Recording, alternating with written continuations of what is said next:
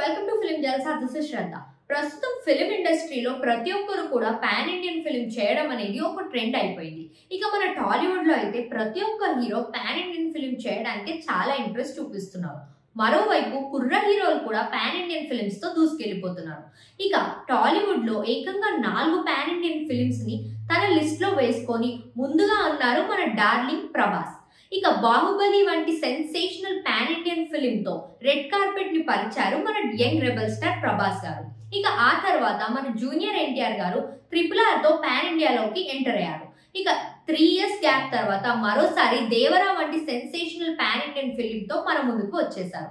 ఇక మన global star Ram Charan గారు కూడా RRR తో పాన్ ఇండియాలోకి ఎంటర్ అయి ప్రస్తుతం మాస్ ఎంటర్టైనింగ్ అయినటువంటి గేమ్ చేంజర్ మూవీ రిలీజ్ కోసం ఎదురు చూస్తూ ఉన్నారు. ఇక మన icon star Allu Arjun Pushpa the race తో పాన్ ఇండియాలోకి ఎంటర్ అయి ప్రస్తుతం పుష్ప ది రూల్ రిలీజ్ కోసం ఎదురు చూస్తూ ఉన్నారు. ఇక టాలీవుడ్ హీరోస్ లో యంగ్ అండ్ హ్యాండ్సమ్ హీరో అయినటువంటి రామ్ పోతనేని కూడా తన లిస్ట్ లో ఏకంగా 3 పాన్ ఇండియన్ ఫిల్మ్స్ అయితే వేసుకున్నారు.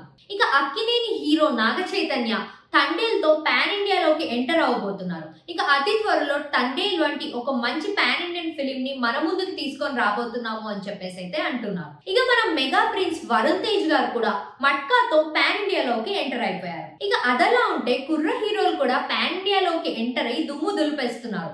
హీరో నిఖిల్ కూడా అప్పుడో ఇప్పుడో ఎప్పుడో వంటి సినిమాతో పాన్ ఇండియాలోకి ఎంటర్ అయిపోయారు.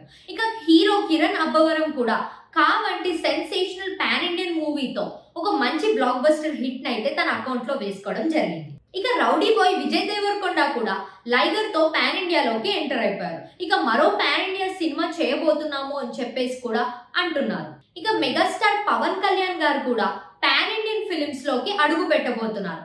ఓజీ, ఉస్తాద్ భగత్ సింగ్, హరిహర వీరమల్లు వంటి పాన్ ఇండియన్ ఫిలిమ్స్ తో అతి త్వరలో మన ముందుకి రాబోతున్నారు. ఇక సీనియర్ హీరోస్ దగ్గరకు వస్తే విక్టరీ వెంకటేష్ గారు సైంధవ్ వంటి సినిమాతో ఆల్రెడీ పాన్ ఇండియన్ ఫిల్మ్ లోకి ఎంటర్ అయిపోయారు. ఇక మన బాలకృష్ణ గారు కూడా అఖండ 2 తో పాన్ ఇండియాలోకి ఎంటర్ అవబోతున్నారు. ఇక అతి త్వరలో అఖండ వంటి సెన్సేషనల్ పాన్ ఇండియన్ సినిమాని మన ముందుకు తీసుకొని రాబోతున్నారు.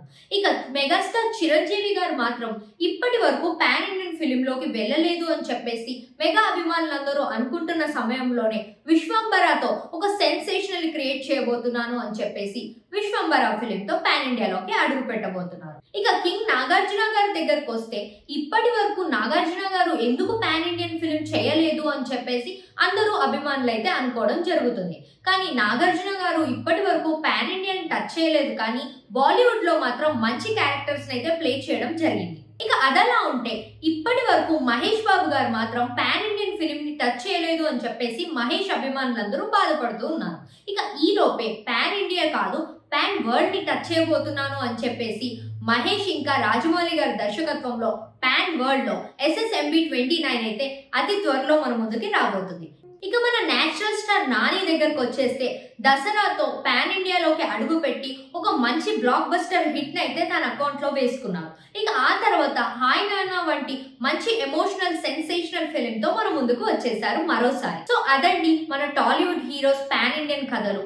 ఇంకా మీరు ఎవరెవరు హీరోలు పాన్ ఇండియన్ ఫిల్మ్స్ చేస్తే బాగుంటుంది అని అనుకుంటున్నారో అది కామెంట్ సెక్షన్ లో మెన్షన్ చేయండి.